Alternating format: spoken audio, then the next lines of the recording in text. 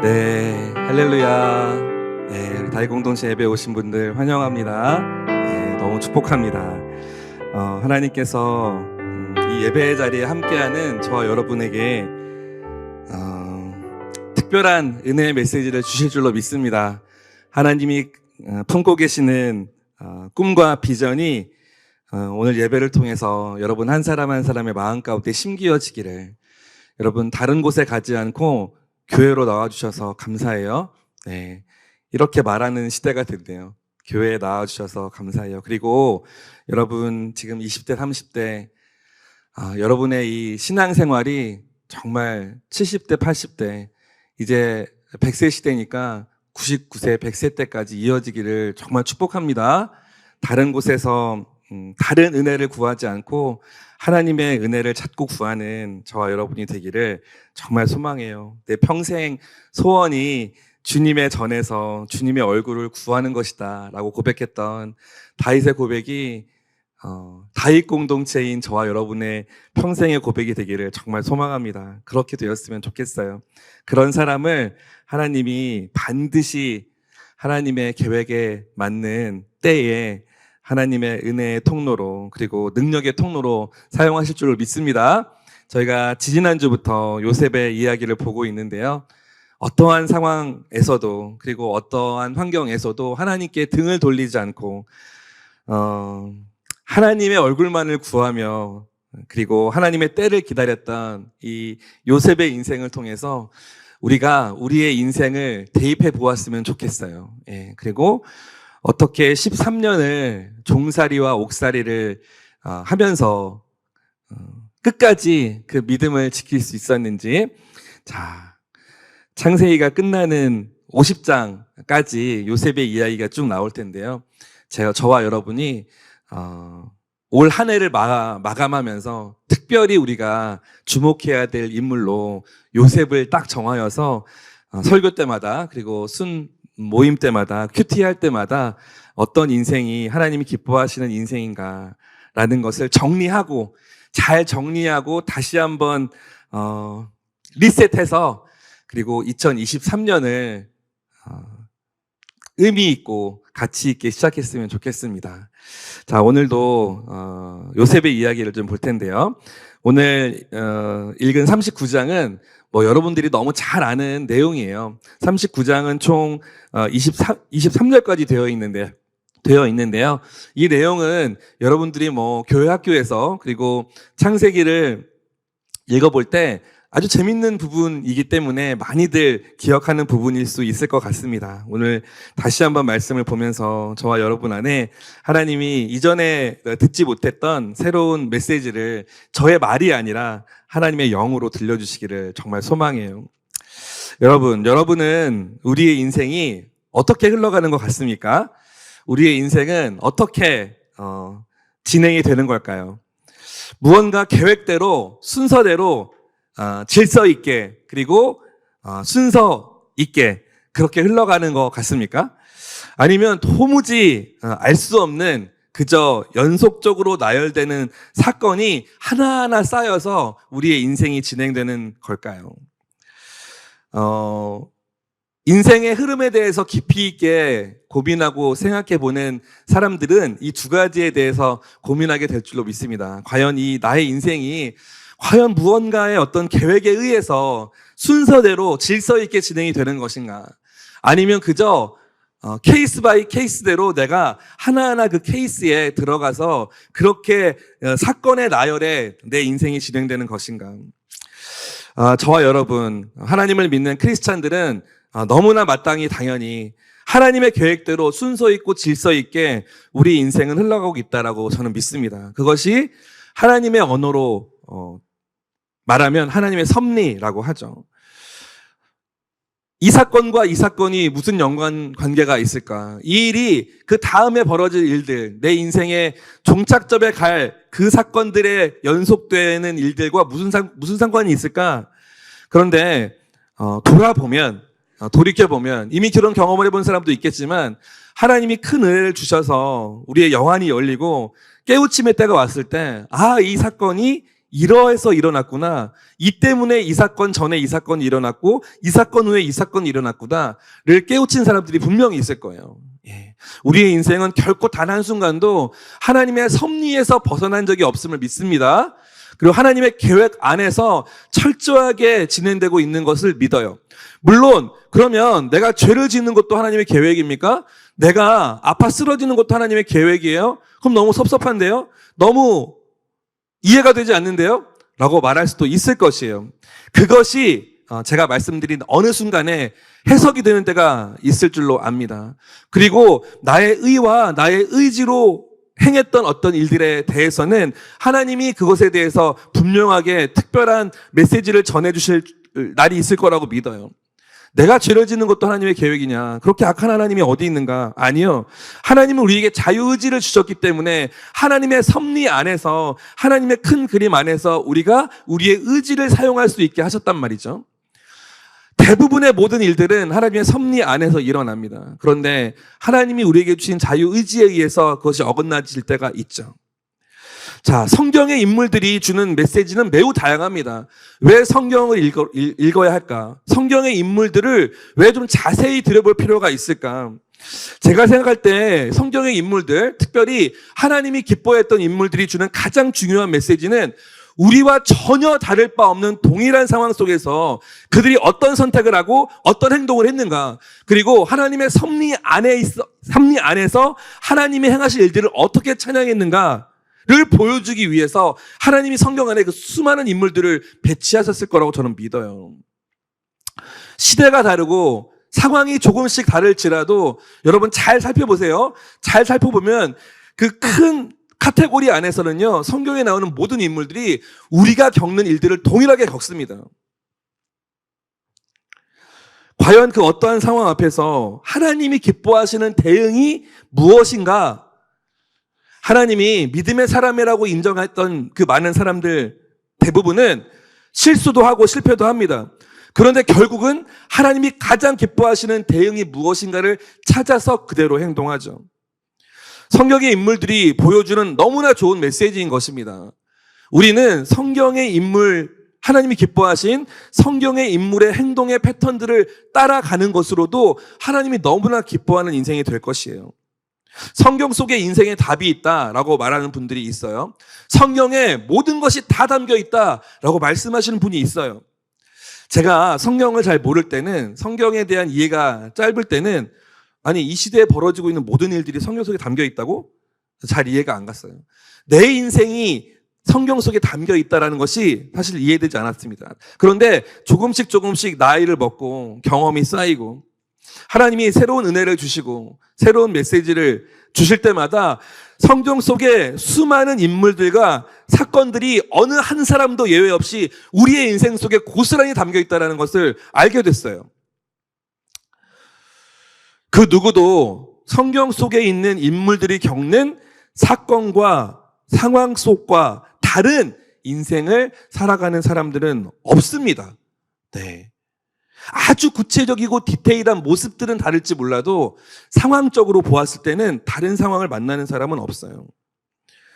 여러 가지 수많은 케이스들을 알려주시고자, 그리고 그 상황 속에서 하나님이 기뻐하시는 선택은 과연 무엇인지를 알려주시고자 성경에 이렇게나 많은 사람들을 등장시키신 것 같아요. 그리고 이렇게나 많은 내용들을 담으신 것 같습니다. 우리가 읽기에 부담스러울 정도로요. 여러분, 저는 일단 전제를 성경에 인생에 답이 있다라는 걸 전제로 하고 저는 그걸 믿고요. 그리고 여러분이 성경을 정말 차근차근 조금씩 스며들듯이 읽으시기를 정말 소망해요. 그러면 여러분이 어느 순간에 깨우쳐지는 하나님의 은혜가 있을 것입니다. 그리고 그것이 깨우쳐지면 비로소 인생이 해석되고 세상의 것들이 다르게 보여질 것이에요. 저는 정말 여러분이 그렇게 되기를 바라요. 세상에 아무리 귀한 지식이다, 세상에 아무리 필요한 지식이라 할지라도 하나님의 지혜보다 높을 수는 없습니다. 성경에 나와 있는 하나님이 기뻐하시는 사람들의 반응보다 더 올바른 반응은 없어요. 자, 제가 여쭙게요. 지금 여러분의 고민이 무엇입니까? 여러분의 고민, 그 구체적이고 디테일한 상황들은 다를지 몰라도 여러분의 고민과 유사한 상황들을 겪고 있는 성경의 인물이 과연 없을까요? 있어요. 있습니다. 우리는 마치 A냐 B냐를 선택하는 기로에 놓여 있는 것 같지만 그렇지 않아요. 큰 그림 속에서 내가 무엇을 선택할 것인가는 그렇게 구체적으로 1이냐 2냐가 아닙니다. 내 마음이 어느 것에 가야 되느냐에 더 초점을 맞춰 보십시오. 그렇다면 내가 1번이냐 2번이냐를 선택하는 것보다 더 큰 그림으로 상황들을 해석할 수 있을 것이에요. 그리고 그것을 아주 정확하게 그리고 아주 디테일하게 도와줄 수 있는 것이 바로 이 성경 속에 다 있습니다. 저는 정말 그 답이 성경에 있을 거라 확신해요. 그리고 하나님이 원하시는 방향으로의 선택과 행동들이 성경에 나와 있다고 저는 확신합니다. 오늘 말씀의 주인공 요셉도 바로 그런 선택의 상황에서 어떤 선택을 했는지를 우리가 배울 수 있어요. 요셉과 같은 상황을 겪고 있는 사람이 우리 있습니까? 그런 디테일한 사건에 우리가 연루된 사람이 누가 있어요? 형들에게 미움을 받아서 죽을 위기에 처한 적이 있습니까? 아니면 그들에게 팔려나가서 노예 생활을 하고 있는 사람이 있어요? 그런 디테일함은 달라요. 그런 사람은 없습니다.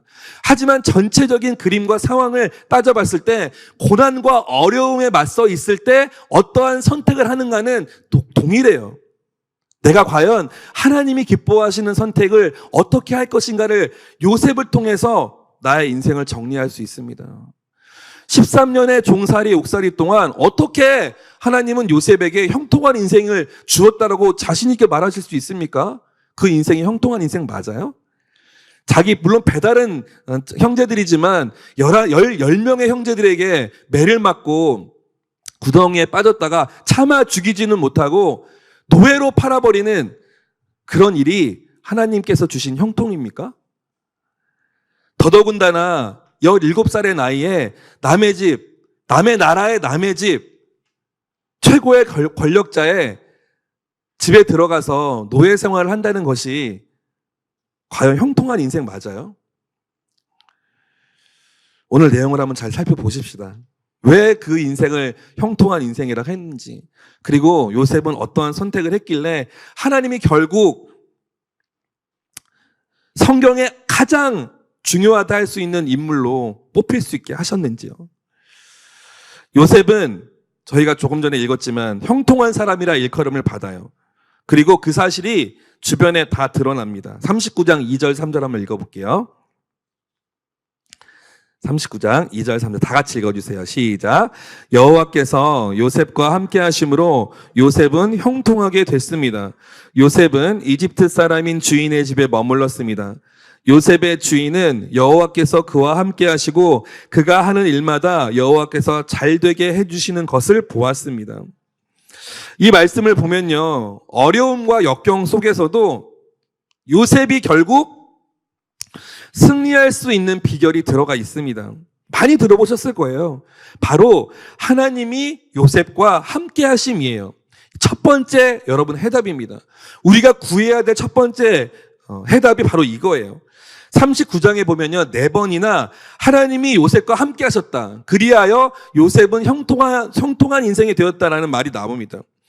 하나님이 우리와 함께 하신다면 우리는 형통한 인생이 된다라고 말할 수 있는 것이라는 거예요.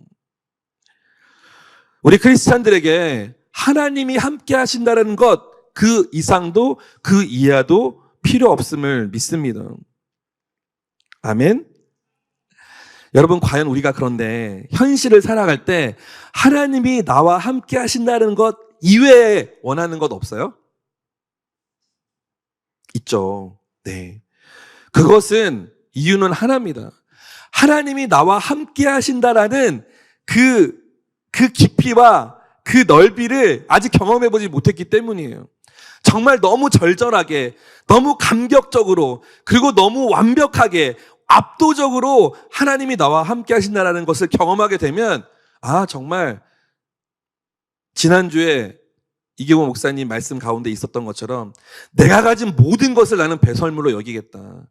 그것이 그냥 아주 수려한 어떤 문장력 좋은 사람의 말의 표현이 아니라 내 가슴 깊은 곳에서 터져나오는 정말 진정한 고백이 될 수 있을 것이라고 믿어요. 사울은 그저 교계의 지도자로 좋은 말과 의미 있는 말을 남겨야 했기에 그런 말을 했을까요? 절대 그럴 리가 없습니다. 정말 진심이었을 거예요. 하나님이 나와 함께 하신다는 것이 어떤 것인지를 너무나 명확하게 경험했기 때문에. 여러분, 저와 여러분 모두가 정말 다시 한번 경험해 보기를 바라요. 그런 경험을 해본 사람이 분명히 있을 것입니다. 하나님 이외에 다른 어떤 것도 필요하지 않습니다. 저는요, 30대 후반에 이런 아주 격한 하나님과의 그 만남을 경험하고 난 다음에 제가 말씀드린 적 있을걸요? 그 기도원을 나오면서요, 제가 한 5cm 정도 떠 있는 것 같더라고요. 예. 공중부양을 해서 지하철역을 가는데 공중부양을 해서 지하철역을 가는 것 같은 그런 착각에 빠졌었어요. 더 이상 무엇이 필요하랴? 하나님이 나와 함께 하시는 것 이외에 나에게 무엇이 필요할까? 여러분 그런 경험을 하시길 바랍니다. 그리고 그런 자리를 찾으시기를 바라요. 11월 18, 19 다윗 공동체 가을 수련회가 있습니다. 그 자리가 여러분에게 그런 자리가 될 줄로 믿어요. 다시 새롭게 이번 가을 수련회 주제예요. Let's begin again. 다시 새롭게 시작하는 겁니다, 여러분. 여러분 그저 흘러왔던 관성대로 지나오는 그런 2022년의 마무리가 아니라 다시 새롭게 남들보다 2달 먼저, 1달 반 먼저 다시 시작하는 거예요. 그래서 2023년 1월 1일부터의 새로운 해의 시작이 아니라 우리는 이미 2022년 11월 18, 19에 우리는 새롭게 시작했는데, 네. 우리 인생이 그랬으면 좋겠어요. 그래서 남들보다 50일 정도는 앞서 나갈 수 있는 영적으로 깨어나서 그런 저와 여러분 되기를 정말 소망합니다. 3주 정도 남았는데요. 제가 정말 간곡히 만나는 사람마다 같이 가자 할 거예요. 같이 가야 돼요. 그런 자리를 놓치면 이런 경험을 할 수 없습니다. 물론 이 예배의 자리도 충만한 하나님의 임재 속에서 하나님이 경험할 수 있죠. 그런데 우리의 마음 태도가 달라요, 여러분. 매주 예배 드리러 2시에 오는 공예배는요, 여러분 얼마나 절실함과 간절함을 가지고 오시나요? 그게 필요하죠. 필요합니다. 그런데 우리의 이 습관된 마음들이 그렇게 만들지 않죠. 그런데 그 특별하게 예비된 그 시간에 대한 기대감과 그리고 그동안 이루어지지 않았던 나의 기도의 제목에 대한 간절함을 가지고 그 자리에 간다면 여러분 하나님이요 입을 크게 벌려라 말씀하시잖아요. 하나님은 이미 준비가 되어 계세요. 폭포수처럼 부어주실 은혜를 이미 하늘에 쌓아두고 계십니다. 그걸 받아낼 수 있는 마음의 그릇이 얼마나 돼요, 여러분? 마음의 그릇이요. 입의 크기가 얼마나 됩니까? 크게 벌리면 벌릴수록 마음의 그릇의 양을 넓히면 넓힐수록 그 기대감을 높이면 높일수록 다 받아가는 겁니다.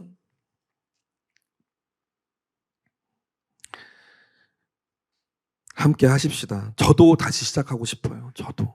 예.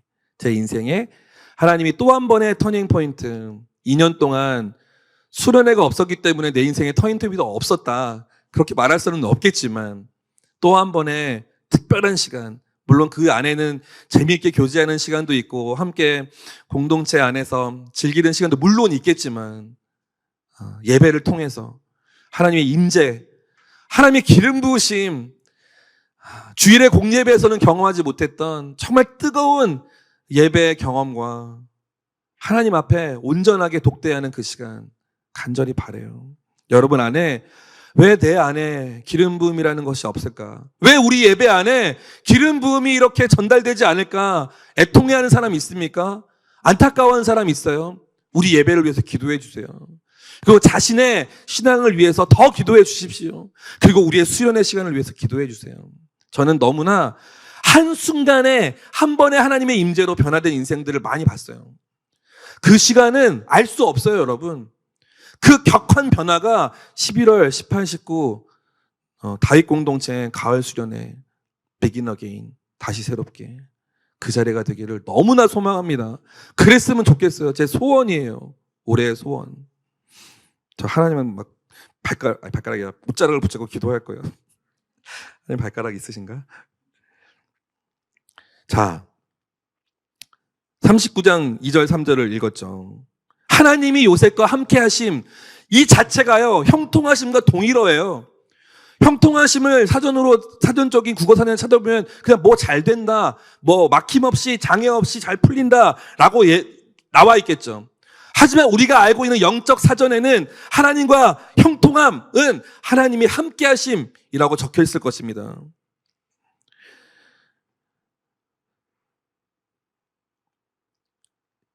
노예로 팔려간 집은 파라오의 경호대장 보디발의 집이었죠.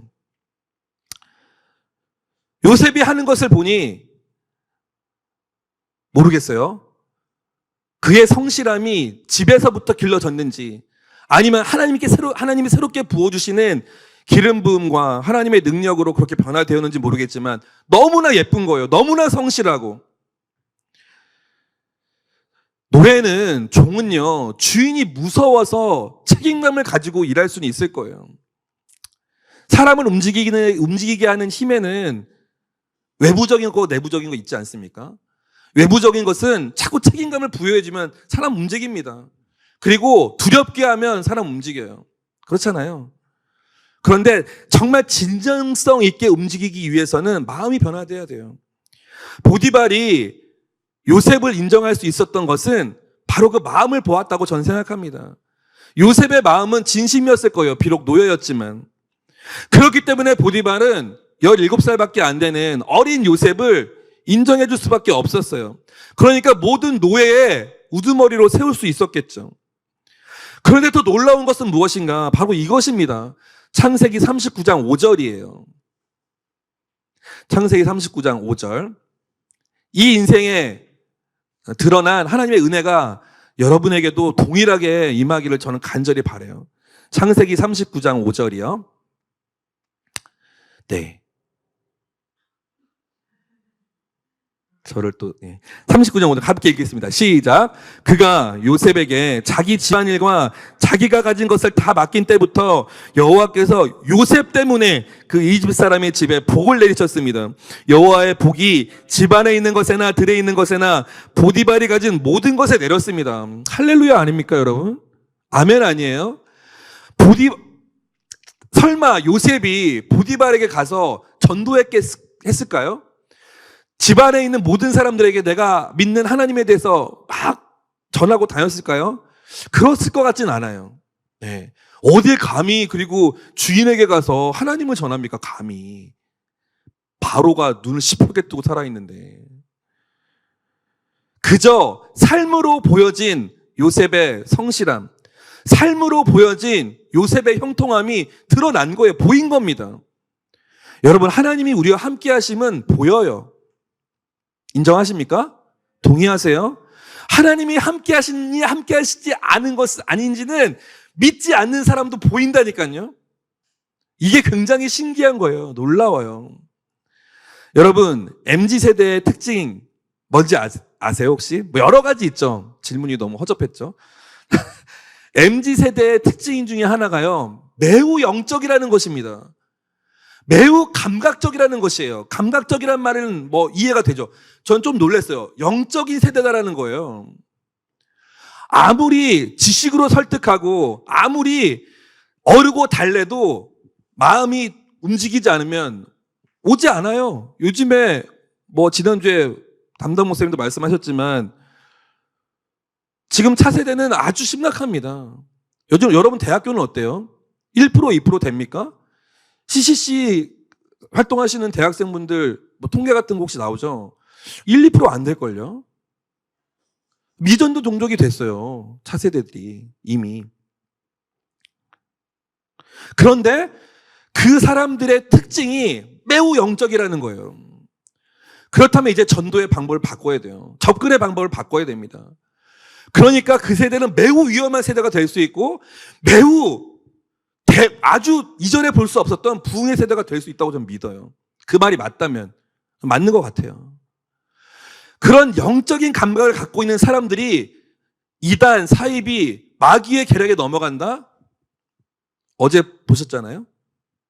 좀 극단적인 경우지만 정신을 못 차리는 겁니다. 그런데 참된 진리 안에 그들이 무언가를 발견한다? 오는 거예요. 올 수밖에 없어요. 그냥 의무감 아니면 관심 정도가 아니라 가야겠다 하고 직관적으로 가야겠다 하고 오는 겁니다. 저는 그렇게 믿어요. 그렇다면 준비해야 될 사람이 누구냐? 우리예요, 여러분. 우리. 저희예요. 기존의 크리스찬들, 교회에 있는 사람들. 그래서 가까운 근처에 교회 가봤는데 아니네? 아닌가? 그런 줄 알았는데 여러분, 물론 그들에게 보이기 위해서, 그들을 전도하기 위해서, 아니면 그들에게 보여지기 위해서 우리가 더 영적이 돼야 된다는 건 말도 안 되죠. 우리는 원래 그래야 되는 사람들인 겁니다. 원래 처음부터. 네. 저와 여러분 안에 영적인 능력이 부어지기를 바라요. 정말 소망해요. 그런데 그건 여러분 공부한다고 되는 게 아닙니다. 노력한다고 되는 게 아니에요. 조금 다른 측면의 노력은 필요하지만요. 간구와 갈망입니다. 유일하게 우리에게 필요한 것, 노력의 영역이 필요하다면 간구와 갈망밖에 없어요. 하나님, 나에게 하나님의 영적인 능력을 부어주세요. 보여주세요. 느끼게 해주세요. 만나주세요. 얼굴을 보여주세요. 주여. 이거밖에는 없습니다. 이게 얼마나 간절한가, 얼마나 이것이 주님 앞에 주님이 보시기에 기뻐 받으실 만한 고백이 되느냐에 따라서 우리 교회는, 우리 나라는 그렇게 변화될 수 있어요. 저는 지금 현재 10대, 20대 세대가 영적인 세대라는 것을 듣고 나서 굉장히 큰 도전을 받았습니다. 그리고 두려웠어요. 이태원 얘기를 하면서 한 분이 그런 얘기를 하더라고요. 완벽하게 알곡과 가라지로 갈라질 때가 올 거다. 완벽하게. 저는 더 큰 은혜를 구해요. 사실은 모든 사람들이 대한민국의 그 이전에 경험할 수 없었던 큰 은혜가 다시 한번 쓰나미처럼 밀려오기를 바라요. 정말 소망이에요. 그런데 좀 시니컬하게 말씀하시더라고요. 그렇지 않을 수도 있다. 그 대신에 완벽하게 나눠질 거다. 알곡과 가라지가. 저는 그분의 말도 이해되지만 더 간절히 붙잡을 겁니다. 하나님 큰 은혜를 부어달라고. 폭포수와 같은 은혜. 그래서 이미 경험한 사람들은 다시 한번 그 은혜를 경험하여 감격하고 감동하여 할렐루야를 외치고, 한 번도 경험해보지 못했던 사람들에게도 이 은혜가 전해져야 될 거 아닙니까? 만약에 정말 지금의 10대, 20대가 정말 영적인 세대가 맞다면. 지금 중등부, 고등부 사역하시는 선생님들 있죠? 스피리추얼 제너레이션이에요. 레스 제너레이션. 여러분도 그렇다면 영적인 접근이 필요해요. 그들을 대하고 있는 학교 선생님들이 있습니까? 꼭 하나님의 말을 전하지 않아도 여러분의 영적인 능력이 전달됩니다. 우리 안에 키워야 될 숙제 중에 하나예요. 그것은 어떤 노력이 필요하다고요? 갈망과 간구밖에 없어요. 저와 여러분이 정말 스피리추얼 제너레이션을 이끌 수 있는 더 영적인 선배 리더들이 되기를 진심으로 바랍니다. 그런데 그런 요셉에게 어떤 일이 일어나는가? 요셉이 있기만 하면 하나님이 복을 주시는 거예요. 놀랍지 않아요? 내가 있는 자리, 하나님 믿지 않는 사람들인데도 그냥 복을 부어주시는 거예요. 여호와의 복이 집 안에 있는 것들이나 들에 있는 것들이나 보디발에게 있는 모든 것에 내렸대요. 보디발은 웬 축복입니까? 하나님의 하자도 몰랐을 텐데. 요셉의 삶은 하나님을 믿지 않는 바로 그 사람, 보디발을 감동시키는 것으로 빛이 발하기 시작해요. 진정한 축복의 통로가 된 거죠. 진정한 세상의 빛이 된 거죠. 왜요? 어떻게 했기에? 어떻게 했기에? 하나님이 함께 하셨기에. 네. 하나님이 함께 하시는 형통한 인생의 요셉을 통해서 하나님을 알지 못하는 사람도 하나님에 대해서 느끼기 시작하는 거죠. 저는 저와 여러분으로 인해서 여러분의 주변이 전혀 믿지 않는 사람들까지도 이 사람 때문에 내가 복을 얻는구나. 이 사람은 정말 복의 통로의 역할을 하는구나라는 것을 경험할 수 있기를 바랍니다. 정말 소망해요. 여러분 도전합니다. 여러분이 복의 통로가 되어주세요. 그리고 여러분이 복의 통로가 될 것이라고 저는 믿어요. 어떻게 해요?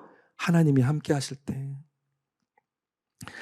그렇게 주변의 인정을 받으며 비록 노예였지만 하나님이 주시는 형통함을 누리던 요셉에게 위기가 찾아옵니다. 자, 1절부터 6절까지는 요셉의 형통함에 대해서 나눴어요. 이제 7절부터 20절 정도까지는 요셉의 위기에 대한 내용입니다. 20절까지 가면 이제 요셉의 감옥에 가거든요. 이 중간 내용이 좀 빠져 있어요. 17세에 보디발의 집에 노예로 팔려갔잖아요. 그리고 나서 20절쯤에 이제 감옥에 갑니다. 그렇다면 이 39장 이 안에는요, 한 10년 정도의 시간이 흘러가는 거예요. 예. 총 13년의 노예 생활을 했으니까. 노예 생활 13년 했고, 그 감옥에 2년 정도 있었거든요. 그러니까 한 10년 정도의, 그러니까 이제 장성한 거죠. 한 27세 정도가 된 거예요. 자, 39장 7절부터 10절까지 정도 읽겠습니다. 이제 원숙한 청년의 요셉이 됐어요. 읽어볼게요. 시작. 얼마 후에 주인의 아내가 요셉에게 눈짓을 하며 말했습니다. 나와 같이 자자. 요셉은 거절하면서 자기 주인의 아내에게 말했습니다. 보십시오. 주인께서는 집안에 있는 것들에 대해 제게 전혀 간섭하지 않으시고 자신이 가진 모든 것을 제게 맡기셨습니다. 이 집에서 저보다 큰 사람이 없습니다. 내 주인께서 제게 허락하지 않으신 것이라고는 마님밖에 없는데 그것은 마님은 주인의 아내이기 때문입니다. 그런데 제가 어떻게 그런 악한 짓을 저질러 하나님께 죄를 짓겠습니까? 그녀가 날이면 날마다 요셉에게 끈질기게 요구했지만 요셉은 그녀와 함께 자기를 거절했을 뿐만 아니라 함께 있으려고도 하지 않았다. 얼마 후에 주인의 아내가 요셉에게 눈짓을 하며 말했다. 나와 같이 자자. 눈짓을 하며 말하는 것은 어떻게 말하는 거예요? 특히나 나와 같이 자자 할 때 그 눈짓은 어떤 눈짓일까요? 저는 저와 여러분이 늘 동일한 얘기 매주 하지만 하나님의 정말 쓰임받기 합당한 도구가 되길 바라요. 그리고 정말 내 인생 가치 있는 인생을 살고 있다. 하나님이 함께 하심으로 그렇게 고백할 수 있는 여러분이 되기를 정말 소망해요. 그러기 위해서 준비될 게 있습니다. 준비될 것이. 네. 그리고 그 준비되는 과정에 있어서의 우리에게 훈련될 것이 있습니다. 뭐냐면 여러분 경건의 훈련이에요. 사실 훈련은 힘든 겁니다. 귀찮은 거예요. 어려운 겁니다. 우리 크리스찬들이 받아야 할 훈련이 있다면 저는 딱 하나라고 생각해요. 이 경건의 훈련입니다. 거룩의 훈련. 이것으로 충분해요. 충분합니다. 그런데 거기에 더불어서 더 여러 가지 이제 훈련들이 있을 수 있겠죠. 근데 가장 중요하고 가장 필요하고 가장 핵심적이고 딱 하나만 해야 된다면 내가 신앙인으로 크리스찬으로 내 평생에 하나의 훈련만 받겠다 하면 여러분 거룩의 훈련을 받으셔야 돼요. 경건의 훈련. 그 어떤 훈련도 이보다 중요하진 않습니다. 그러면 하나님이 그 거룩 안에 지혜를 주세요. 그 거룩 안에 사람들을 모아주십니다. 그리고 그 거룩 안에 능력을 주세요. 그리고 그 거룩을 쓰신다니까요. 바로 이 요셉처럼요. 요셉이 노예로 할 수 있는 게 과연 무엇이 있었을까요? 노예는요, 아무짝에나 쓸모없는 인생이나 다름없어요. 시키는 걸 기계적으로 하면 됩니다. 요셉, 보디발의 아내가 너 나랑 좀 자자. 이 말이요, 굉장한 결단과 막 두려움과 떨림으로 했을까요? 여러분, 지금은 그럴 수 있을 거예요. 만약에 어떤 집에 요즘에 뭐 부잣집에 뭐 운전기사다. 그 부잣집 마나님이 기사님한테 당신 나랑 좀 잘래? 이럴 때 너 나랑 자자. 누가 그래요? 몰래 속삭이겠지. 근데 이때는요, 이 노예들은 그냥 남자 노예 같은 경우에 여종에게 너 나랑 자자. 바로 즉시 예스예요. 그래야 합니다. 남종도 마찬가지예요. 그런데 과연 그걸 거절한다? 보디발의 아내가 부도덕한 여자가 아닐 수도 있어요. 물론 성욕이 강한 여자일 수는 있죠. 그런데 이 시대에 최상류층 사람들에게 이게 부도덕한가? 아닐 수도 있습니다. 왜냐하면 여러분 아라비안 나이트라는 소설 아시죠? 중동의 시대상을 밝혀주고 보여주고 있는 그 소설에 보면요, 애굽의 풍조가 드러나 있어요. 남자 주인은 여종을, 여자 주인은 남종을 수시로 성의 노예로 삼는 그런 일들이 버젓하게 일어납니다. 함부로 할 수 있다는 것이 너무나 당연한 상황이었던 거예요.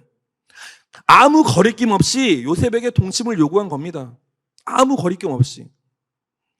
그런데 중요한 건 무엇인가? 오늘 설교의 제목이 유혹을 이기는 능력의 비밀이라고 했는데, 이 유혹은요, 정말 시도 때도 없이 너무나 반복적으로 그리고 너무나 강력하게 수위를 조절해 가면서 우리에게 다가오죠. 10절에 보면요, 날마다라고 되어 있어요. 날이면 날마다. 그렇다면 이것을 이겨낼 수 있는 방법은 무엇인가? 요셉이 한 방법밖에 없어요. 8절 읽어보겠습니다. 시작. 요셉은 거절하면서 자기 주인의 아내에게 말했습니다. 보십시오. 주인께서는 집안에 있는 것들에 대해 제게 전혀 간섭하지 않으시고 자신이 가진 모든 것을 제게 맡겼습니다. 10절도 읽어보세요. 10절이요. 그녀가 날이면 날마다 요셉에게 끈질기게 요구했지만 요셉은 그녀와 함께 자기를 거절했을 뿐만 아니라 함께 있으려고도 하지 않았습니다. 이런 지하에 그 유혹을 거절해요. 근데 이게 간단하게 끝나지 않습니다. 주인 여자의 유혹이 한 번에 끝나는 것이 아니라 방금 읽었듯이 날이면 날마다 계속되고 있어요. 한두 번은 거절할 수 있겠죠. 용감하게. 자신의 신앙적 양심과 주인에 대한, 남자 주인, 보디발에 대한 어떤 뭐라 그럴까요? 신뢰에 대한 책임감? 이런 것 때문에 지켜낼 수 있죠. 그런데 매일매일, 날이면 날마다 명령하듯이, 만약에 더더군다나 보디발의 아내가 조금 매력적이었다면 여러분 그것을 10번, 20번 이겨낼 수 있을까요? 그런데 그 여자와 아예 마주치려 하지도 않았다고 성경에 기록돼요. 오늘 읽지 않았는데요. 11절, 12절 한번 볼까요? 11절, 12절 보여주실 수 있나요? 보세요. 읽어볼게요. 시작. 그러던 어느 날 그가 일을 하러 집 안으로 들어갔는데 마침 집안에 그 집 하인들이 아무도 없었습니다.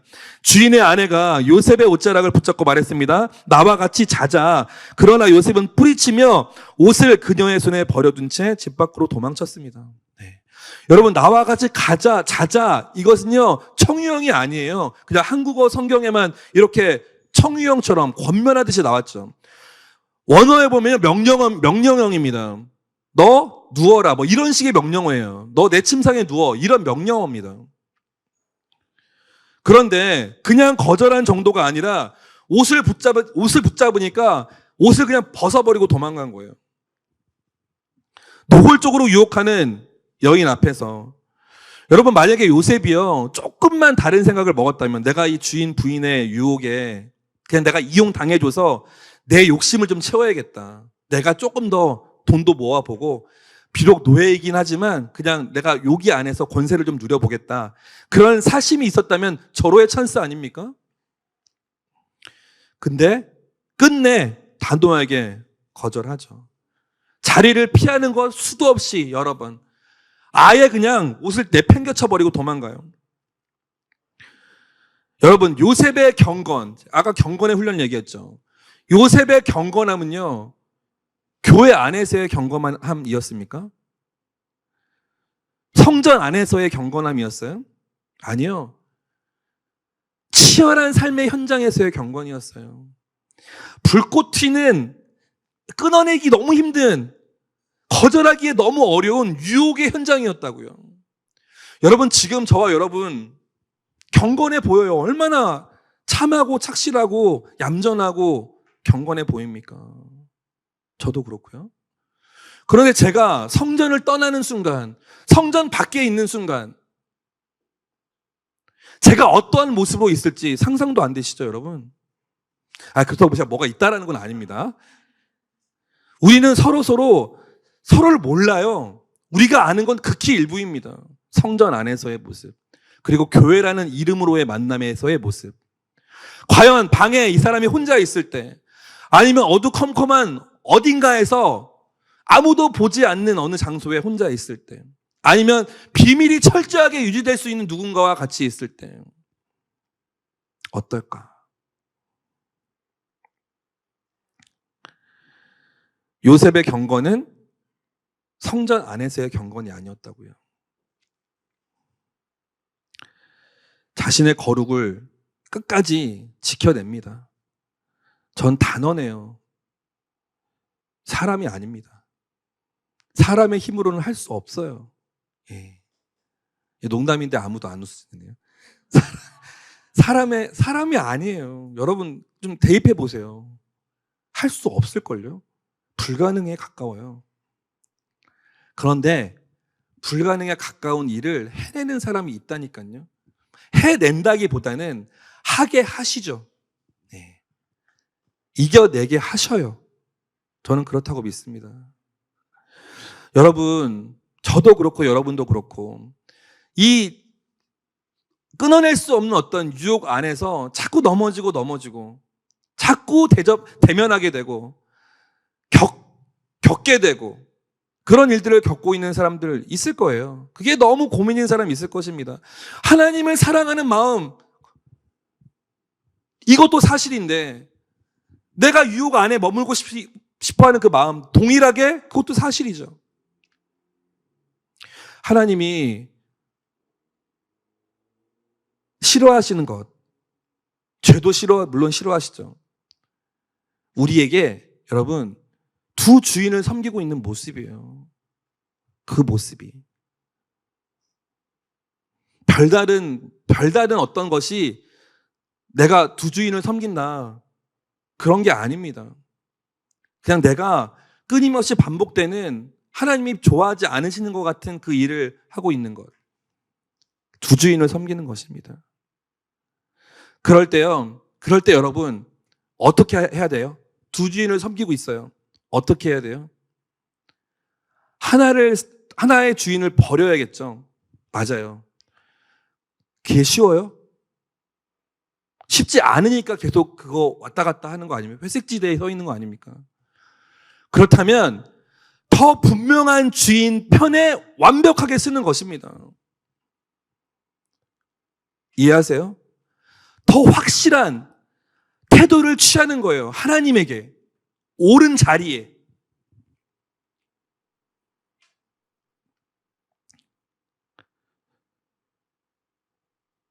그런 고백이 저와 여러분에게 있었으면 좋겠어요. 그런데 그게 그저 혼자 하나님 그냥 저 이렇게 할게요. 아멘. 이렇게 될 일이 아니죠. 하나님이 우리의 심령을 쥐고 흔드는 그런 시간들이 필요합니다. 그리고 그 자리에서 아주 내 내면의 깊은 곳에서 올라오는 진심의 고백이 하나님 앞에 올려져야 되는 그런 사건이 필요하다고 좀 믿어요. 그런 자리가 우리의 예배의 자리가 되면 얼마나 좋겠습니까? 네. 그리고 그런 시간이 우리 수련의 시간에 반드시 있었으면 좋겠어요. 여러분, 하나님은 거룩을 원하십니다. 하나님이 임하시는 곳은 거룩한 곳이에요. 하나님은 거룩한 곳에만 임하셔요. 하나님, 나에게 임하여 주세요. 하나님, 내가 주님을 경험하게 해주세요. 충분하게. 그러려면 여러분 거룩해야 됩니다. 거룩하지 않으면 하나님 임하지 않으세요. 네, 그냥 아주 극단적으로 얘기하겠습니다. 거룩하지 않은 곳에 임하지 않으십니다. 거룩한 예배의 처소, 거룩한 심령 가운데, 거룩한 마음에만 하나님 임하십니다. 왜 나에게 하나님 임하지 않으십니까? 왜 나는 하나님 경험이 되지 않습니까? 여러분이 해야 될 일, 저와 여러분이 해야 될 일은 거룩함이에요. 거룩이 뭐죠? 말도 조심스럽게 하고 깍듯하게 예의 바르고 조용조용하게 남에게 해끼치지 않고 술도 안 마시고 담배 안 피고 늘 성경 품고 다니고 예배 절대 안 드리고 예배 절대 안 빠지고 찬양할 때 막 노래 크게 부르고 욕도 한마디도 안 하고 화도 안 내고 거룩한 사람이죠. 성경에 이 말은 한마디도 없어요, 여러분. 성경 어디에 말돌 조심스럽게 하는 사람이 거룩한 사람이다. 술을 안 마시는 사람이 거룩한 사람이야. 담배 안 피고 예배 절대 안 빠진 사람이 거룩한 사람이야. 안 나와요, 그런 말. 하나님 유치하게 그렇게 접근하지 않으십니다. 국어사전에 보면 거룩은 뜻이 매우 높고 위대하다라고 되어 있어요. 근데 성경적 의미로는요, 당연히 깨끗하다. 그리고 구별되다. 분리되다. 성경적 의미로는 이것이 거룩입니다. 거룩은 죄와 부정으로부터 자신을 철저하게 분리시키고 오직 하나님의 소유로서 자신을 구별하여 드리는 변화된 상태를 말해요. 거룩은 어떤 상태를 말합니다. 구별하여 드리는 변화된 상태.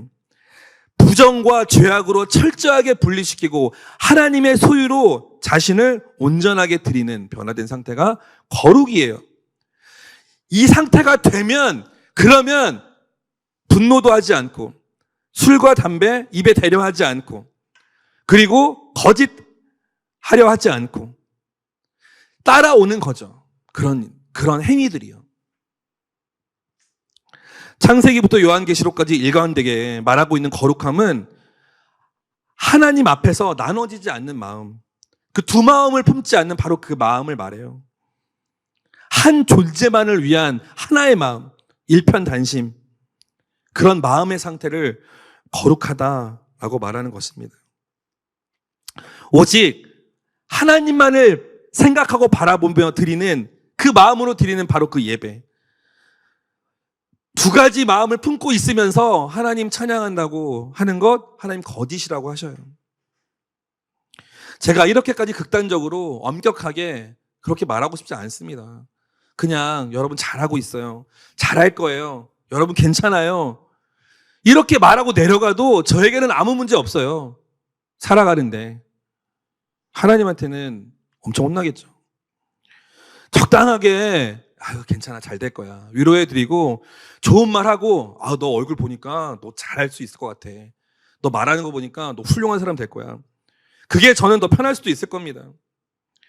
그런데 여러분, 하나님이 원하시는 것은 거룩이고 하나님이 거룩한 자리에만 임하신다면 그렇게 말할 수 없어요.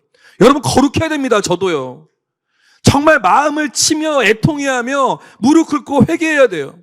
여러분 우리에게 저는 아까 좀 전에 얘기할 때 너무 큰 은혜가 필요해요 라고도 했지만 우리에게 정말 더 필요한 거는요, 우리 입장에서는 회개일 수도 있어요. 아니 회개예요. 하나님 입장에서 하나님 주세요 원하는 건 너무 큰 은혜일 수 있어요. 근데 우리 입장에서는요, 회개입니다.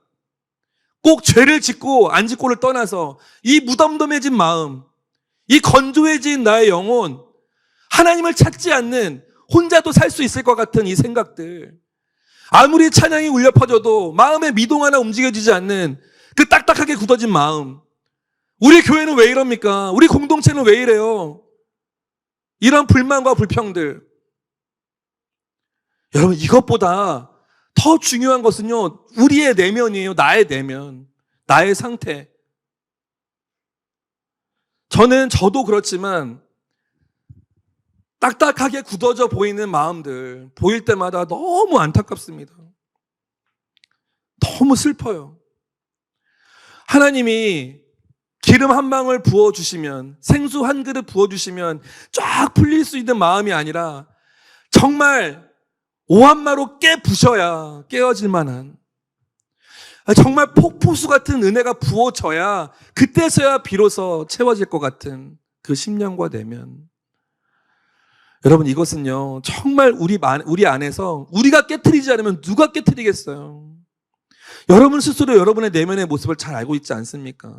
내가 지금 얼마나 건조해졌는지, 내가 지금 얼마나 하나님이 아니어도 살만하네, 하나님이 없으셔도 나 그냥 잘 살고 있는데 뭐, 이런 마음에 익숙해져 있는지. 사실 그렇기 때문에 하나님이 고난을 허락하신다고 저는 생각해요. 고난의 때가 돼야, 겨우 그때야 돼서야 하나님 찾지 않습니까? 험난한 인생의 한복판에 서 있어 봐야 하나님 그 이름 한번 부르지 않습니까? 그런데 여러분 그러기 전에 고난이 얼마나 어려운 것인지, 그 어둠의 터널이 얼마나 무섭고 두렵고 깊은지 우리 알잖아요. 이미 한 번씩은 다 경험해 봐서. 그 이전에 마음을 돌이켜서 하나님을 간절히 구하는 마음으로 우리의 마음을 변화시켜 보자고요. 와닿지 않아도, 느껴지지 않아도 그건 사실이니까. 내 마음이 건조해진 것, 무뎌진 것, 딱딱하게 굳어져 가는 것 사실이잖아요. 그렇다면 그걸 인정한다면 그때부터는 하나님, 내 마음 안에 주님이 거룩함을 나에게 부어주십시오. 내 스스로 할 수 없습니다. 나를 불쌍히 여겨주십시오. 그렇게 애통해하며 기도하는 저와 여러분이 되기를 바라요. 거룩함이 무엇이라고요? 한 존재를 위한 한 마음, 일편단심. 거룩한 예배만이 하나님이 임하실 수 있는, 솔직히 말하면 저는 예배 인도할 때나 하나님이 임하여 주십시오. 한때 우리 주일 예배 시작 찬양이 임재였잖아요. 그렇게 부르고 또 부르짖지만 하나님은 거룩한 곳에만 임하시는 분이라는 것이 사실이기 때문에 제 마음에 두려움과 떨림이 있을 때가 많아요. 임해달라고 말하지만 과연 임하실 수 있을까? 그렇다면 저는 그렇게 기도합니다. 하나님 강권적으로 역사하여 주십시오. 우리를 불쌍히 여겨주셔서 강권적으로 역사하여 주십시오. 나는 그렇게까지 타락하지 않았는데요. 내가 죄 짓는, 대단한 죄를 짓는 사람보다 그 사람에 비하면 낫죠. 혹시 그렇게 생각하진 않습니까? 그렇게 스스로를 그냥 위로하고 있지는 않아요. 여러분, 하나님보다 조금이라도 비슷한 수준에서 중요하게 여겨지는 것이 있다면, 하나님만큼 중요하게 여겨지는 것이 있다면 여러분 단언컨대 그것이 우상이에요. 이 얘기는 정말 많은 교회에서 아마 얘기가 나왔을 것입니다. 어제 이태원 할로윈 축제에서의 사고를 보셨죠? 저는 밤에 부상자가 한 30명, 40명 정도 될 것 같다 했을 때는 좀 마음에 분노가 있었어요. 그런데 오늘 아침에 사망자가 150명에 이른다 할 때는 정말 너무 절망적이고 너무 슬프더라고요. 여러분, 이게 무슨 일입니까? 이게 무슨 일이에요? 길바닥에 쓰러져서 심폐소생술을 받고 있는 사람들, 널브러져서 엎혀가는 사람들, 그 사람들의 모습이 어떤 모습이었어요? 악령의 분장을 하고 있었습니다. 악령의 분장을 하고 있는 사람들이 누워서 누군가의 심폐소생을 받고 있어요. 정말 제가 살아오면서 한 번도 경험해보지 못한 그런 충격이었어요. 어떻게 생각하세요, 여러분? 어떻게 생각하십니까? 여러분, 저 꼰대입니까? 그냥 답답한 옛날 얘기만 지금 하려고 하는 거예요? 정상적인 사고, 그리고 하나님의 마음을 가지고 있는 사람이라면 정말 너무나 애통하고 분통이 터지고 안타까운 일이 아닐 수 없어요. 여러분이 젊은 시기에 즐기고 싶고 또 즐거운 거 좋아하고, 저도 그렇고요. 그리고 3, 4, 5 친구들끼리 모여서 즐기는 거 너무 좋아요. 필요합니다. 그런데 선을 넘었어요, 여러분. 선을 넘으면 그때부터는 하나님이 일하세요. 어떤 하나님이? 공의의 하나님이 일하십니다. 정의의 하나님이 일하세요. 하나님은요, 우리를 기다리세요. 왜요? 사랑의 하나님이기 때문에. 하나님의 사랑이 하나님의 공의로움의 손을 잡고 있어요. 조금만 더 기다려. 조금만 더. 그러다가 우리가 선을 넘잖아요. 그러면 사랑의 하나님의 손이 놔집니다. 그러면 공의의 하나님이 움직이기 시작하세요. 이건 두려운 것입니다, 여러분. 이건 두려워야 할 일이에요. 여러분은 지금 어디까지 가 있습니까? 선이 막 눈앞에 보이지 않아요? 아니면 선을 넘을랑 말랑 하고 있습니까? 여러분, 저 어제 뉴스를 보고 깜짝 놀랐는데요. 사람들이 막 몰리고 밀리니까요, 뒤에서 밀어 그랬다는 거예요. 처음엔 장난처럼 시작했겠죠. 막 꽉 막혀 있으니까요. 근데 막 웃으면서 밀어 하다가 밀려서 넘어져서 몇천 킬로의 압박이 가니까 사람이 살 수 있었겠습니까? 못 살죠. 그리고 현장에 있었던 증언자의 말에 의하면 뭔가 막 물컹물컹한 게 밟혔다는 거예요. 뭐겠어요? 사람의 머리, 몸 아니었겠어요? 말 그대로 아수라장 아닙니까? 그 자리가. 여러분, 정말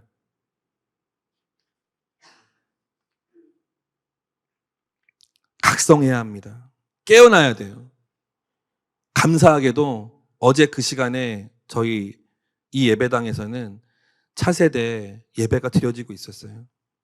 감사한 일이죠. 예. 저는 혹시나 좀 오버할 수 있지만 미안해요, 여러분. 누가 가지 않았을까? 혹시 또 갔으면 어떡하지? 예? 혹시나? 그리고 또 중학생, 고등학생들도 그런 거 있으면 또 관심이 가니까 호기심에 갔으면 어떡하지? 아직 뭐 들려오는 얘기는 없습니다만 오늘 긴급 문자가 또 오는 걸 보니까 실종 신고하라고 하더라고요. 그러니까 있는 거죠. 이 경기도 지역에도 젊은 사람들이 실종된 사람이. 하나님이 겨우겨우 붙잡고 있는 그 사랑의 손이 여러분 끝까지 붙잡혀지도록 다시 공의의 손으로 하나님이 이 땅을 다스리기 시작하시면요, 감당할 수 없는 일들이 일어날 수 있어요. 성경에 보면 수많은 선지자들을 보내서 이스라엘 백성들에게 너네 예배 드리지 마. 그런 예배 드리고 받고 싶지 않아. 너네는 썩었어. 거룩은 잃어버렸어. 때로는 애통해 하시며 때로는 분노하시면서 말씀하십니다. 이사야서 1장 11절 12절 제가 말씀 부탁드렸어요. 하나님이 어떻게 분노하시는지 한번 읽어보겠습니다. 시작. 주님께서 말씀하시나 무엇하러 나에게 이 많은 재물을 바치느냐? 나는 이제 순양의 번제물과 살찐 짐승의 기름기가 지겹고 나는 이제 숫송아지와 어린 양과 숫염소의 피도 싫다. 너희가 나의 앞에 보이러 오지만 누가 너희에게 이것들을 요구했느냐? 나의 뜰만 밟을 뿐이다. 하나님의 말이에요. 이사야를 통해서 전해주시는. 더 충격적인 말씀 볼까요? 아모스서 5장 21절부터 23절 보겠습니다. 읽어볼게요. 시작. 나는 너희가 벌이는 절기 행사들이 싫다. 역겹다. 너희가 성회로 모여도 도무지 기쁘지가 않다. 너희가 나에게 번제물이나 곡식 제물을 바친다 해도 내가 그 제물을 받지 않겠다. 너희가 화목제로 바치는 살찜 짐승도 거들떠보지 않겠다. 시끄러운 너희 노이 소리를 나의 앞에서 집어치워라. 너의 검은 고소리도 나는 듣지 않겠다. 여러분, 이건 마치 비수가 우리의 심령에 와서 꽂히는 것 같아요. 단순히 이스라엘 사람들 그때 옛날 얘기입니까? 그때 하나님을 잃어버리고 거룩을 상실한 그때 이스라엘 백성들 이야기일까요? 과연? 아니요. 서두에 말씀드렸죠. 여러분, 성경은 지금 이 시대를 반영하고 있어요. 놀랍게도. 앞으로도 마찬가지일 것입니다. 모든 내용들이 다 성경에 담겨 있을 것이에요. 말라기서 1장 10절 보여주세요. 시작. 너희 가운데서라도 누가 성전 문을 닫아 걸어서 너희들이 내 제단에 헛된 불을 피우지 못하게 하면 좋겠다. 나는 너희들이 싫다. 나 만군의 주가 말한다. 너희가 바치는 제물도 이제 나는 받지 않겠다. 어떡하죠, 여러분? 이렇게 말씀하셨어요. 이렇게 단도직입적으로, 이렇게 극단적으로. 사랑의 하나님이 다 받아주셔야죠. 사랑의 하나님이면 다 용서해야죠. 내가 뭐 그렇게 큰 죄를 지었습니까? 라고 할지 모르지만 그 선은 하나님이 아셔요. 우리가 정하는 것이 아닙니다.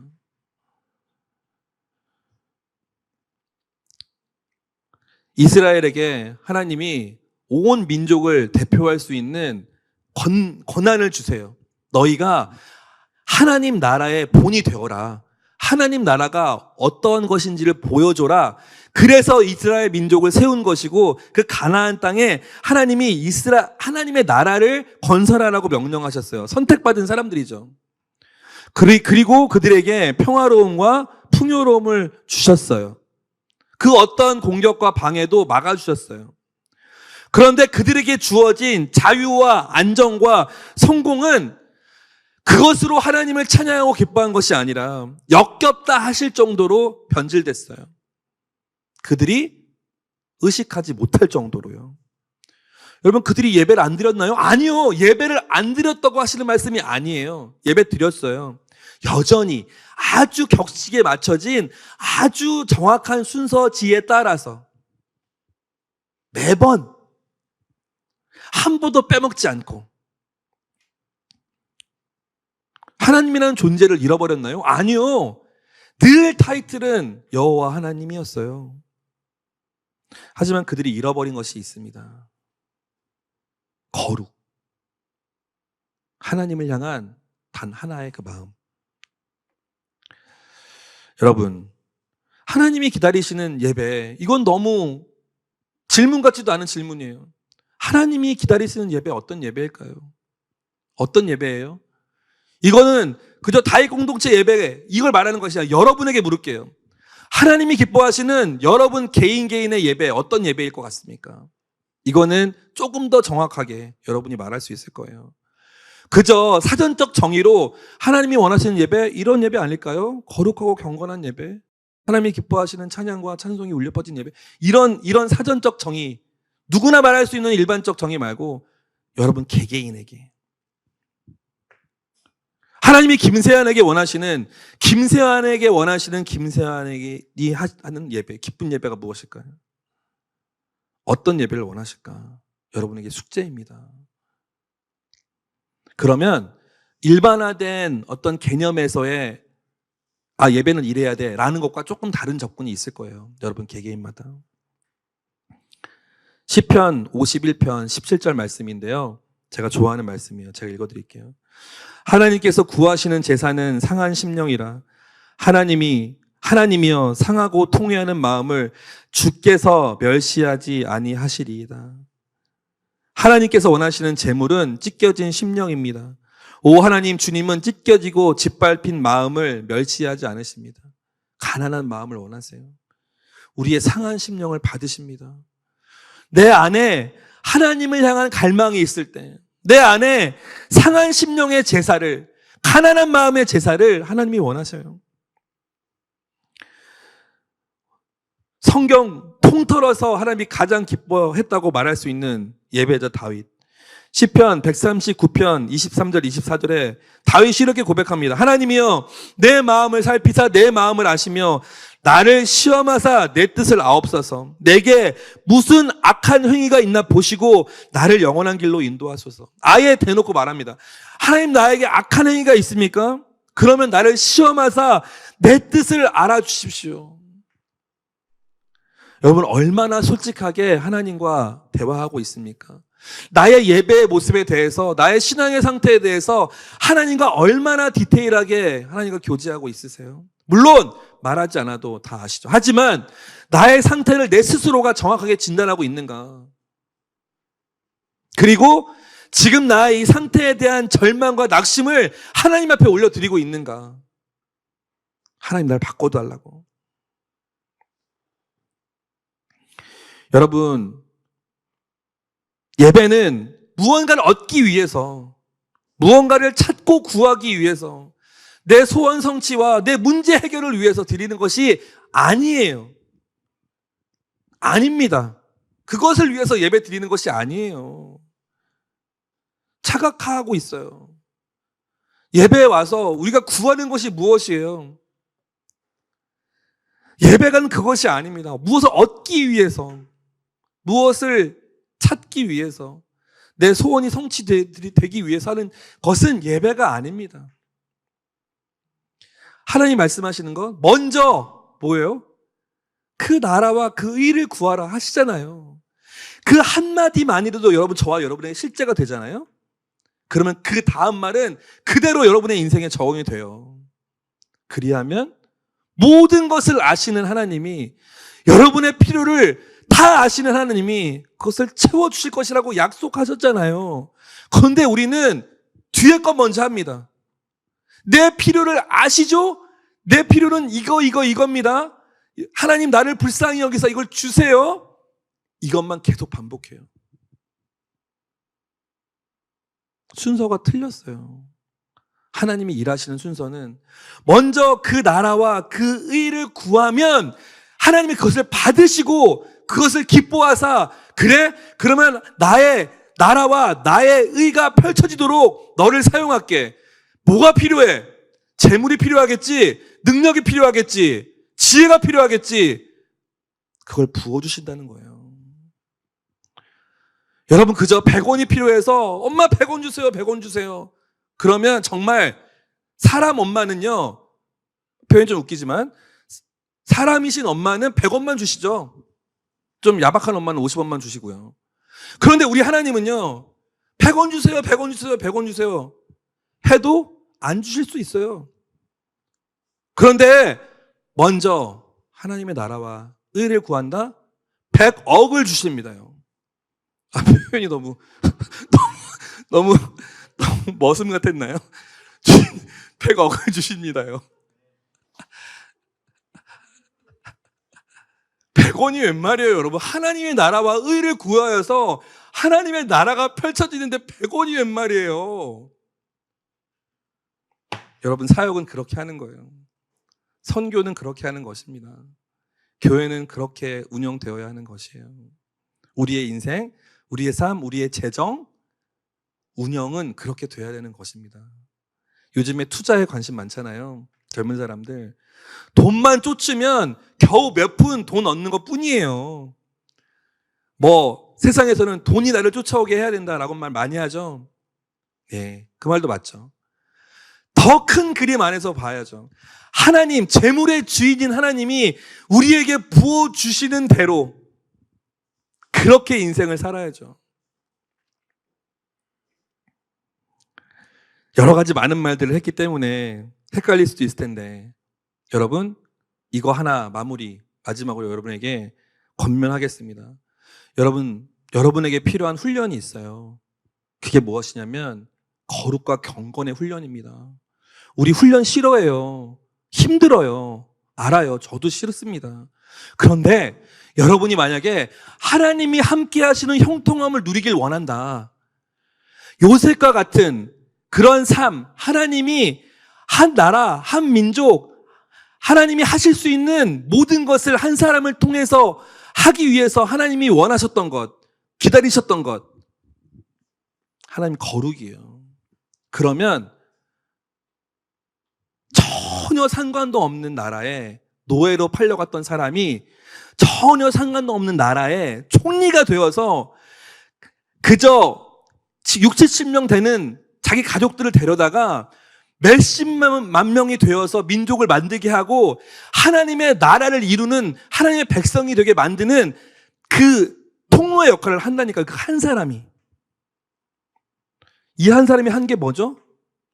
거룩과 견고함밖에 없어요. 한 거는 유혹을 이겨낸 것밖에 없습니다. 뭘 했습니까? 여러분, 지금 여러분이 무슨 시험을 앞두고 있어서 공부 열심히 하는 거 너무 중요해요. 요셉도 성실하게 일을 잘했기 때문에 보디발이 인정을 했겠죠. 거기에 더불어 여러분 경건 훈련 하셔야 됩니다. 어쩌면 그게 더 중요할지도 몰라요. 저도 사실은 마찬가지입니다. 어제 밤 늦게까지 말씀 보고 설교 준비했지만 어떻게 보면 저는요, 더 중요한 건 저에게 거룩의 준비일 수도 있을 거예요, 사실은. 네. 찬양 인도자들, 주일학교 교사들, 그리고 학교의 선생님들, 직장의 리더십들, 여러분이 정말 해야 될 것은 거룩의 훈련이에요. 그리고 그것이 습관되어질 때까지요. 너무 큰 그림을 그려놓고 거기에 자신을 내어 맡기면 감당 안 돼요. 정말 작심삼일로 끝납니다. 아주 조금씩이라도, 아주 짧게라도 그것을 꾸준히 계속해서 제가 유튜브를 한번 보다가 어떤 유명하신 분인가 봐요. 학원 강사님이 그 얘기를 하는 거예요. 나는 고3 때 8시간밖에 공부 안 했어. 저는 8시간도 많다고 생각했는데 8시간밖에 공부 안 했어. 고3 때. 그런데 여러분, 고3 때 7, 8시간 공부하는 거는 숫자적으로는 그렇게 많은 시간은 아니잖아요, 사실. 막 10시간씩, 12시간씩 공부하라고 막 하니까. 잠자는 시간 빼고 다 공부해야 된다 하니까. 근데 나는 7, 8시간 공부했어. 나머지 시간은 그냥 내가 쓰고 싶은 만큼 썼어. 잠도 많이 자고. 그런데 그에게 중요한 게 뭐였냐. 서울대 갔더라고요.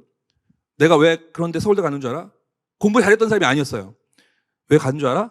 그거를 매일 했어. 하루도 안 빼놓고. 아무도 안 놀래나요? 다 매일 하셨던 분들이에요? 저만 아니었던 거예요? 그거 그럴 수 없어요, 여러분. 매일 그렇게 할 수 없어요. 우리가 보통 14시간 공부했어. 그러면 3일 쉬어야 되잖아요. 우리의 패턴은. 예? 그런데 6시간, 7시간이라도 하루도 안 빼놓고 매일 하면 그 분야에 있어서는 어쨌든 성공해서 갔잖아요. 좋은 대학을. 거룩도 마찬가지예요. 거기에 하나님의 은혜가 부어지면 더 풍성한 열매들이 있겠죠. 여러분, 거룩의 훈련은요, 매일 조금씩이라도 꾸준히 변함없이 하는 거예요. 넘어질 수 있어요. 여러분, 괜찮아요. 다시 일어나면 돼요. 절망의 시간만 줄이면 됩니다. 내 스스로 사단은 계속 그럴 거예요. 네가 그럼 그렇지. 네가 어떻게 감히 정신을 차려? 에휴, 무슨 네가 정신을 차려. 하지만 다시 그냥 일어나면 됩니다. 다시. 여러분, 순금이 만들어지는 과정 아시죠? 정금. 계속 때려야 돼요. 계속 때리고 불에 넣고 또 계속 때리고 불에 넣고. 그래야 불순물이 없어지잖아요. 불순물이 제거되기 위해서는요, 뭐 계속 맞으라는 얘기가 아니라 끊임없이 반복되는 이 일이 필요합니다. 불에도 들어갔다가 망치로도 맞았다가. 고난을 말하는 건 아니에요, 여러분. 여러분 스스로 훈련하는 게 쉽지 않을 거예요. 유혹을 견디고 피하고 도망다니고 그게 쉽지 않을 겁니다. 하지만 그것이 조금씩 습관되고 몸에 배이기 시작하면요, 나도 모르는 사이에 하나님의 임재가 경험될 거예요. 하나님과 온전하게 클릭되는 것을 경험하게 될 것입니다. 확신해요. 저도 경험해 본 적이 있기 때문에. 거룩과 경건의 훈련을 해본 사람은 알 거예요. 아, 다르구나. 알 겁니다. 그게 주는 희열을 느껴보세요. 또 넘어질 수 있어요. 우리는 얼마든지요. 그냥 다시 오뚜기처럼 빨리 일어나면 됩니다. 그리고 다시 시작. Begin again. 다시 새롭게. 작심삼일? 3일마다 계획 세우면 된다 하잖아요. 3일마다 일어나면 돼요. 그렇게 우리 몸에 배이고 욕심내지 않고 조금씩 한 걸음. 저와 여러분 안에 그런 사람에게 하나님이 꿈을 주세요. 꿈을. 제가 2주 전에도 말했죠. 하나님의 꿈은요, 무슨 뜻이라고요? 하나님 수준의 꿈이에요. 인간의 수준으로는 감히 상상할 수 없는 하나님 수준의 꿈. 보편을 뛰어넘어서 초월적 존재가 꾸시는 바로 그 꿈을 한낱 인간인 우리에게 주신다? 우리가 상상하거나 계산할 수 있는 것이 아니라니까요. 하나님 차원의 일들. 우리의 육신의 경험으로는 감히 상상도 할 수 없는 영적인 일들. 그 일들 꾸게 하십니다. 그런 일들을 꿈꾸게 하세요. 그러니 여러분, 내 꿈이 하나님의 꿈이 되기를 기도하십시오. 내 영적인 상태가 지금 어떻든 그건 중요하지 않아요. 하나님이 일하기 시작하시면 그때부터는 그 누구도 감당할 수 없어요. 그러기 위해서 준비해야 될 것, 경건과 거룩입니다. 그러면 하나님이 꿈꾸게 하시고 하나님이 그 일을 이루실 거예요. 상상하지도 못했던 일들이 여러분을 통해서 일어날 것입니다. 그리고 여러분을 세우실 것이에요. 그렇게 살아가는 표본이 되어질 수 있도록 여러분들을 세울 거예요. 여러분 주먹을 한번 꽉 쥐셔보실래요? 꽉. 예. 하나님이 여러분에게 이렇게 외치세요. 할 수 있어. 파이팅. 여러분, 이 힘을 풀지 마세요. 우리에게 이 영적인 끈기가 생기기를 원합니다. 하나님이 그 일에 힘을 더해 주실 거예요. 여러분과 함께 하기를 원하세요. 혼자 못 하십니다, 하나님. 여러분이 있어야 돼요. 저 여러분과 함께 하시길 원하십니다.